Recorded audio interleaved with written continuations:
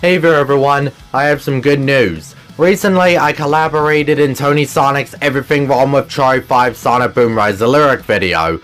I must say, I've had a lot of fun doing the video with him and it ended up pretty great. I would really love to collab with him again at some point. I'll put a link of the collaboration down in the description below. And now, on to the video.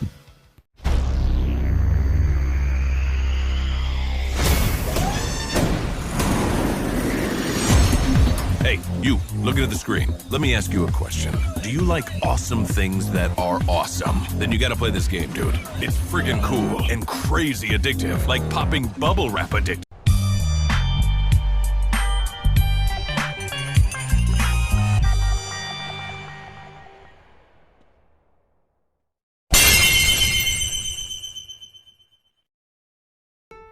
Developing games is not the simplest job out there, concerning the fact of development issues behind the scenes causing an impact on games' possible cancellations or revivals, and starting redeveloping them again from scratch. Even development can get tremendously slow nowadays with COVID-19. It's not like development hell's a new thing, heck it's still going on to this very day. But there are still multiple games that have suffered through development never getting released, taking an initial break, or never getting new information about the game till years later. And sometimes what we're promised and what we're given are different. Not all the time, but that is usually the case for a lot of these games. Because reality sucks.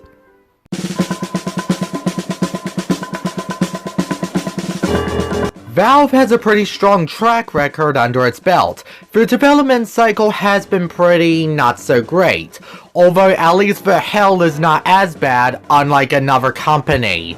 The three big names to Valve's collection back in the 2000s each suffered through some sense of development cycles, but Portal suffered the least with the game starting in 2005 and releasing in 2007.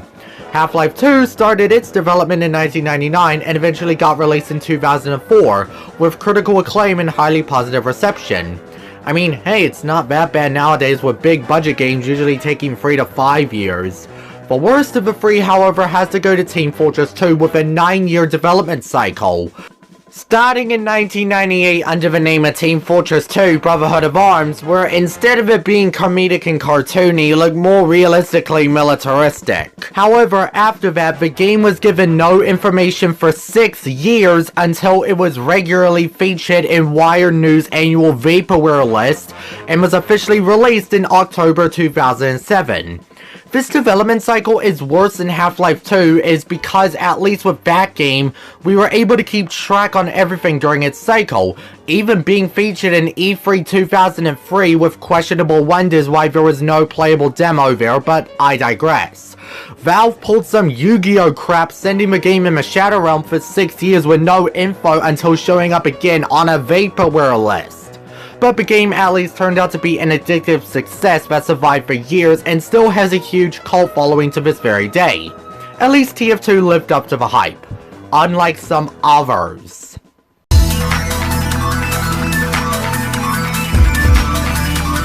Nintendo is a company that is well known for killing off their franchises while fixing this issue, only to kill them off again. While franchises such as Mario, Zelda, Kirby, Fire Emblem, and Pokemon grow strong to this day, under all its success has a lot of overshadowed franchises, with the Mother/Earthbound series being one of them. Both Earthbound Beginnings aka Mother and Earthbound aka Mother 2 ended up being underrated games with a very small following, making them some of Nintendo's cult classics, but got more popular with NES and Smash, and even more popular with Earthbound being on the Wii U Virtual Console in 2013 and the 3DS Virtual Console in 2016. Development for Mother 3 got on for 12 years, spanning 4 consoles and multiple delays. Super Mario 64 was the start of transitioning many franchises from 2D to 3D, even inspiring many new platforming franchises, and the Mother series was no exception to this. The game was originally considered to be on the Super Famicom, but the team decided to change to the N64 and its 64DD, which was about to be a launch game for 1998. But the problem with the 64DD peripheral was deemed as a commercial failure, and the game was converted to a cartridge expansion disc. However, Earthbound 64, the North American version, did not end up being materialized when the Japanese release ended up being cancelled in August of 2000 despite being 60% complete. But apparently the game still needed 2 more years of development. Mother 3 eventually got re-announced again for the GBA in 2003, within Japanese commercials for both Earthbound games being ported to the GBA too. And after 3 years since it's announced, and after 12 years of development, got finally released on April 20th, 2006, as a Japanese exclusive. But despite all that, the game ended up being a bestseller in Japan and ended up being one of the most emotion-driven and saddest video games released. So at least it gets points for that. Sad that the game wasn't localized, apparently due to business needs, but hey, at least you could always emulate the game. Yeah, because emulators are the safest way to play video games, am I right?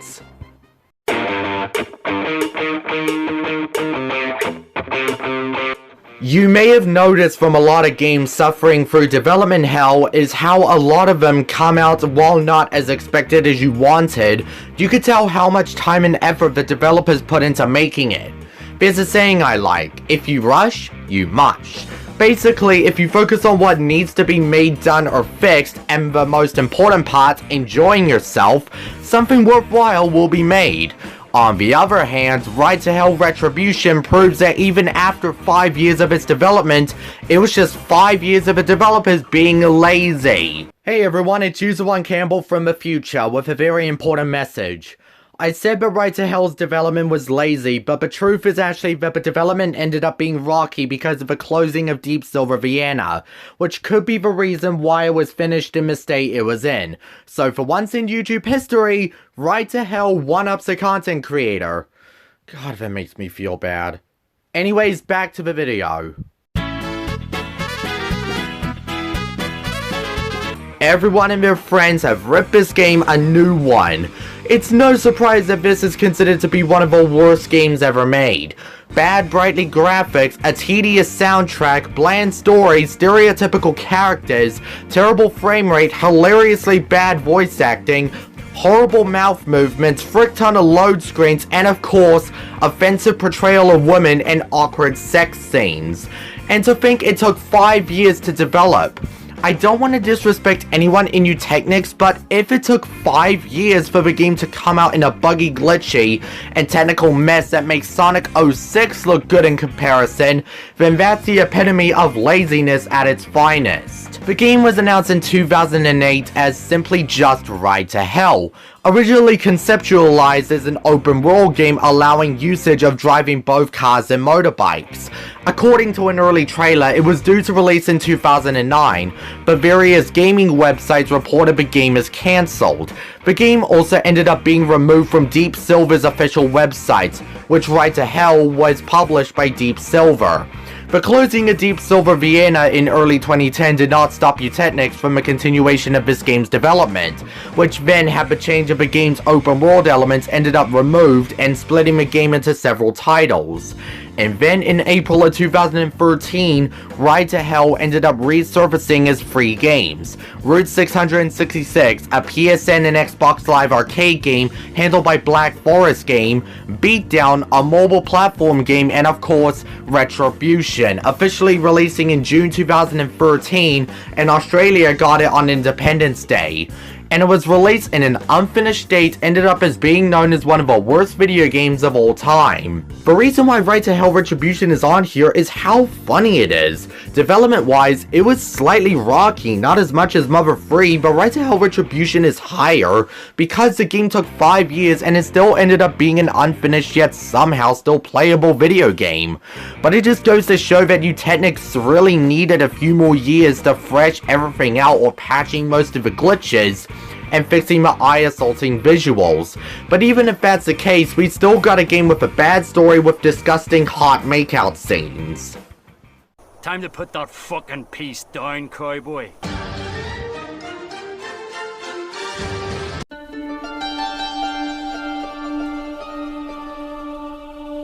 It's no surprise that Shadow of the Colossus ended up being a huge success in 2005. However, the game had its own development cycle spanning directly right after the release of Ico in December 2001, with the game being an online multiplayer game as Nico. But still, what we got is what we got, and either way, Shadow of the Colossus ended up being a huge hit, selling 140,000 copies in its first week at retail in Japan, and the game ended up having positive commercial reception. The Last Guardian, on the other hand, had noticeably more longer development hell than Shadow of the Colossus, with a 9-year development compared to SOTC's 4-year development.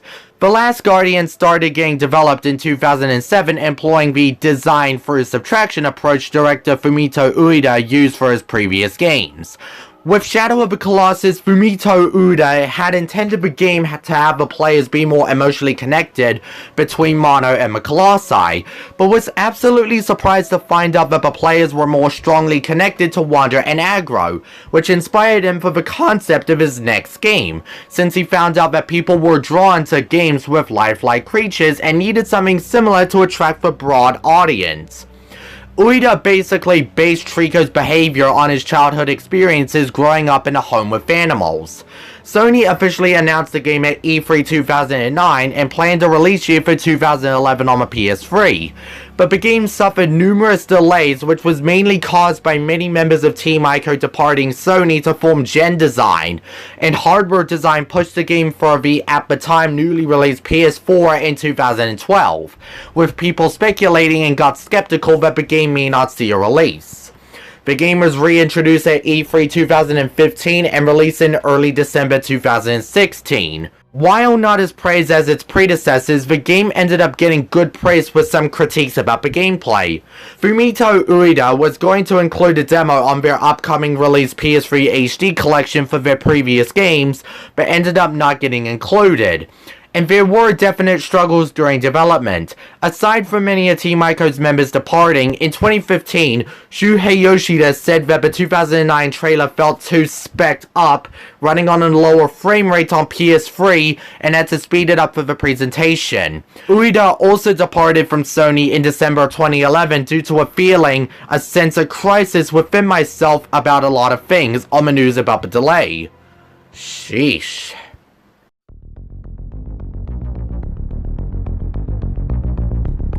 It feels so glad for players to finally get their hands on Metroid Dread. Not only did it introduce a lot more new Metroid fans, but also is the best Metroid game we've had since Metroid Prime, and the best-selling game in the entire series. However, Dread also suffered through severe development hell. What, you thought I'd be talking about Metroid Prime 4? Sorry, there's no release date confirmed for Prime 4 yet, and Jesus Christ, let's hope this new installment doesn't get cancelled. Anyways, onto Dread. Yoshio Sakamoto, the producer of the Metroid series, conceived the idea of Metroid Dread in the mid-2000s. Originally meant to be released for the Nintendo DS, but because of the DS's technical limitations, the game's development ended up getting cancelled. Because Sakamoto-san ended up developing Dread twice, once in 2005 and the second in 2008, but the limitations was too much for the game to be created the way Sakamoto envisioned. However, the third time would be the charm, as in 2010, Sakamoto said that Nintendo would start the game from scratch again if they ever did decide to return to Metroid Dread. After the release of Metroid Samus Returns in 2017, the producer appointed the project to Mercury Steam, the developers for Samus Returns.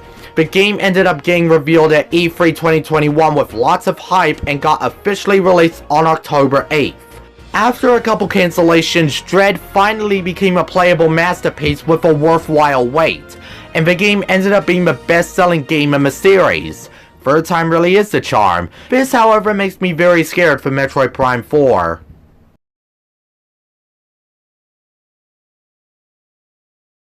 So, in terms of considering what development hell is, granted, yes, it depends on the amount of years. But it also depends on the bad times behind the scenes during development, whether it is 3, 5, or 10 years. That being said, however, let's talk about the infamous Kickstarter campaign game. Mighty Number 9 ended up being one of the most overhyped disappointments in the 2010s. Inspired by the Mega Man series, with the series director Kenji Inafune and his team working on the game, everyone was hyped. I mean, it's a Kickstarter campaign game with the project launching on August 31st, 2013, and on September 2nd, 2 days after, reached its $900,000 target. Inafune and his team was going all out on September and October 2013, with news and info, and an official website launched on November 21st. Then on March 2014, at the Game Developers Conference in San Francisco, a development trailer was shown. On February 2014, in an interview with Polygon, Inafune expressed his interest in turning the series even larger than just one game, spanning a possible live-action movie, manga, anime, comic book, movie, and a TV drama series. However, it wasn't a 100% set deal yet. More funding campaigns included $200,000 for a full English voice cast, and an additional $198,000 for a DLC stage introducing the main character's rival.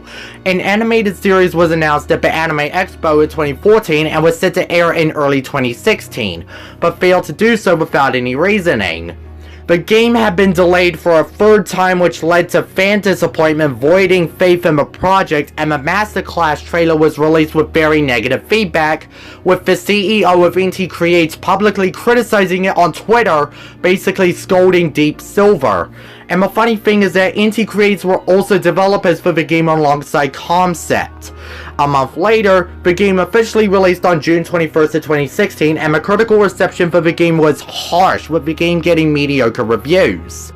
This game is definitely the definition of what we were promised and what we were given were two different realities. Mighty Number 9 was attempted to be Inafune's next big thing since Mega Man, conceptually planning to be a multimedia franchise.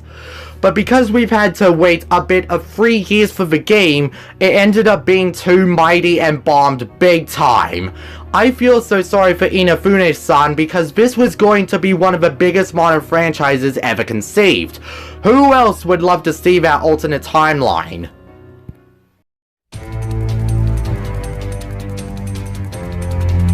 What is legendary about Square Enix? Being the king of RPGs? Final Fantasy? Their horrible 2015 E3 with talking? Or how about their constant game delays? This is why I cannot trust Square Enix as much anymore, because they don't get things done for many of their games and release a lot of side games for their franchises. So for now, let's talk about Hearts and Darkness. Kingdom Hearts 3. What a ride it was. After so many side games after KH2, the conclusion to the Xehanort saga is finally complete. Concept of the game were thought of in early 2005 after KH2 was released in Japan.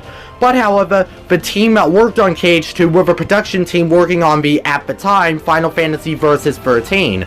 So Nomura didn't feel like it was time to talk about the future of Kingdom Hearts. But in E3 2013, Kingdom Hearts 3 was finally announced worldwide, confirming the game to be cross-platform? All my life, leading up to this moment, has been worth it. Every last second. I am truly blessed.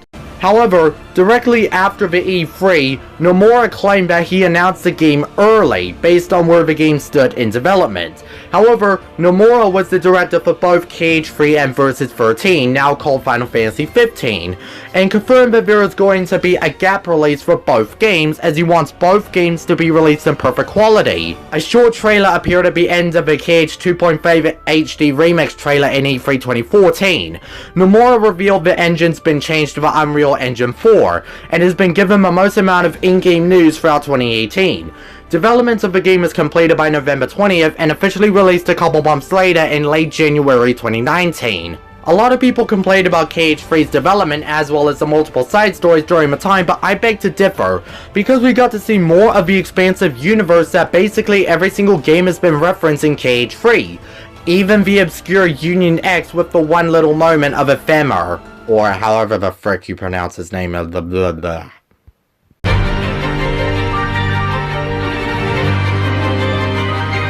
Continuing the trend of Square, Final Fantasy 15 is easily one of the most iconic cases of video game development hell there is.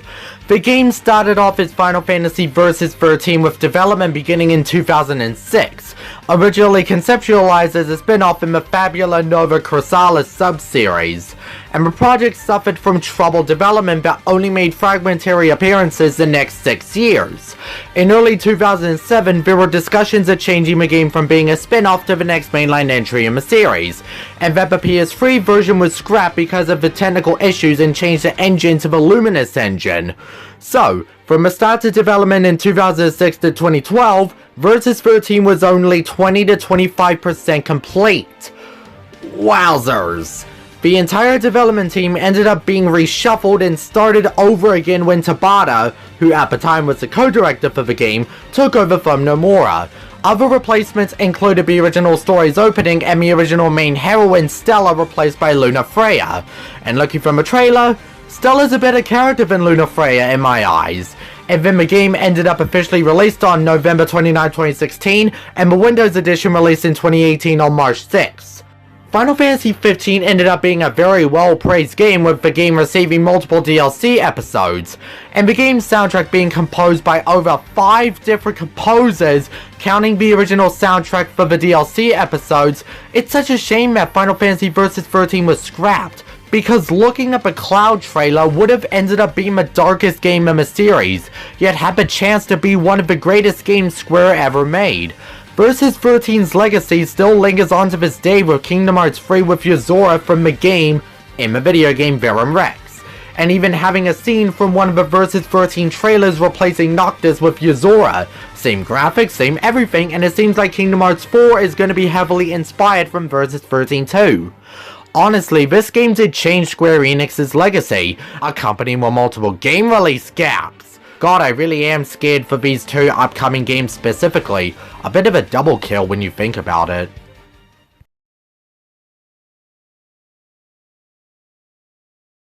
Time for a game that I can assure you, none of you watching this video would have probably never even heard of. Ladies and gentlemen, I introduce to you Clockwork Aquario, a game that was intended to be the final arcade game made by Westone in 1992, and intended to push the hardware limits of the Sega System 18. We meet developer Ryuichi Nishizawa, programmer Takanori Kitihara, artist Mina Morioka, and composer Shinji Sakamoto. Nishizawa and Sakamoto recounted Clockwork Aquario's development progress and history through various publications. Ryuichi Nishizawa said that the game was coded in assembler language, recalling that the team used in-circuit emulation for debugging. But the Sega System 18 ended up being difficult to work with because of a programmers having to control 2 graphical functions in one MPU. The game ended up being playable in Shinjuku and Ueno at location tests, but the release got cancelled in 1994 because of bad response from the players and increasing popularity of 3D games and fighting games in arcades. This led to Westone focusing on console titles and abandoned arcade game making. The original soundtrack for the game ended up being released through D4 Enterprises' Egg Music label on October 27, 2006. Then in 2020, Strictly Limited Games brought the game back into the spotlight, announcing it would be launched for the PS4 and Switch, released by Inning Games, after gaining rights from Sega. What's interesting about this game is that despite its long-winded break, got the Guinness World Record for being the longest time between the start of a project and its release by, I'm not joking, 28 years and 81 days. That's insane, sure, and the development is depressing, but it's nowhere as depressing as the #1 candidate. But before we get to that, let's reach some dishonorable mentions. Diablo 3 started development in 2001, released in 2013 to 2014. Half-Life 2 started development in 1999, released in 2004. Ultima 9 Ascension. Why does everything EA touches turn to shit? And the Final Fantasy VII Remake started development in 2015, released in 2020. And no, that PS3 tech demo in 2005 does not count.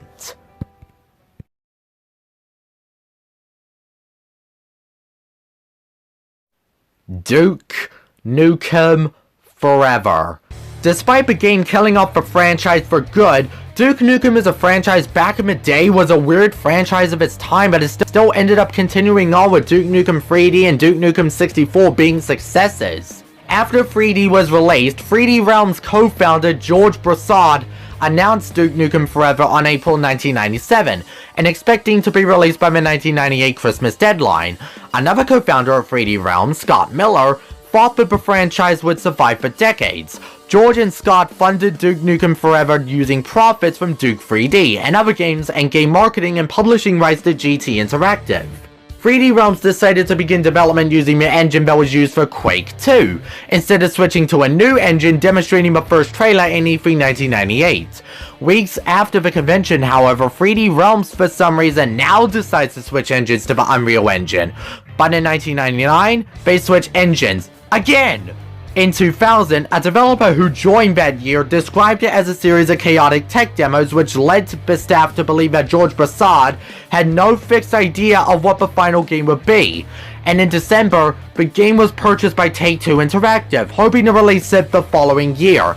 In 2001, another trailer was released in E3, but one employee thought that Miller and Broussard were working with the mentality of creators in 1995.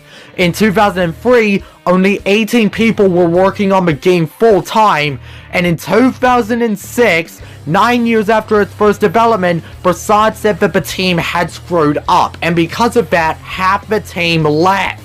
In 2007, new creative director Raphael von Lyrup was impressed and felt like the game could be finished in 2008, but Broussard, for some reason, disagreed, hiring aggressively to expand the team to 35 people, with Brian Hook, a new creative lead, became the first employee to push back against Broussard. In 2009, Miller and Broussard asked Take-Two for $6 million to finish the game, but no agreement was reached, which eventually caused the development of Duke Nukem Forever to cease. But in 2010, Gearbox Software bought the Duke Nukem property from 3D Realms to continue and finish the development for Duke Nukem Forever. Many members of the 3D Realms team ended up switching to the Gearbox team, but not Broussard. And on May 24, 2011, at the time got the Guinness World Record for being the longest development video game, with a development time of 14 years and 44 days. But however, that wasn't enough to save the negative feedback this game ended up receiving. And honestly, from behind the scenes, I'm not surprised about this game's failure. Miller and especially Broussard made a lot of questionable choices, lost most of their team, which many of them having skepticisms of Broussard, and with Take-Two rejecting their offer of finishing the game, and Broussard not being included in the final products of the team alongside side games in the series, no one would even know or even give two craps about. Duke Nukem was basically already a dead franchise after Duke 64, and the series was essentially left in the shadow realm while other franchises evolved while the series refused to adapt with the times. The development is sad, but that's the harsh world of reality that we live in. I'm User One Campbell, and see you all next time.